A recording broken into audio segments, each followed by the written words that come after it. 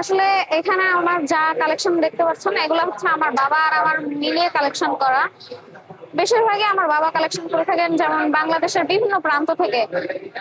বাংলাদেশের বিভিন্ন প্রান্ত বলতে বিভিন্ন জেলা থেকে আমরা বেড়াতে যাই, সেখান থেকে হচ্ছে কালেকশনটা করা হয়। আমার যখন বয়স 6 বছর হলো তখন হচ্ছে আমার বাবাকে দেখতাম যে আমার বাবা ছোটবেলা থেকেই কালেকশন করতো। এখন আমার তখন মানে মাথায় আসলো যে বাবা কালেকশন করছে কি কারণে।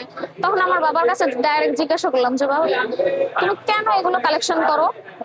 পরে যখন আমার বাবা বললো যে এগুলো আসলে একটা স্মৃতি, বা এগুলা দিয়ে আমরা মানে নিজের মনটা স্বাভাবিক রাখতে পারি, বা কিরকম যে একজন একটা স্মৃতি হারিয়ে ফেলেছে সেই স্মৃতিটা তাকে ফিরিয়ে দেওয়া যায়, এরকম কিছু একটা। পরবর্তীতে আমিও ভাবলাম যে না, এগুলো আসলে সংরক্ষণ করাই আমাদের কর্তব্য। পরবর্তীতে তখন আমিও শুরু করলাম সেগুলো সংরক্ষণ করা। সেখান থেকেই আসলে আমার এই সংরক্ষণটা শুরু হলো। আজকে আমি এইখানে একটা মেলাতে দাঁড়িয়ে বলছি।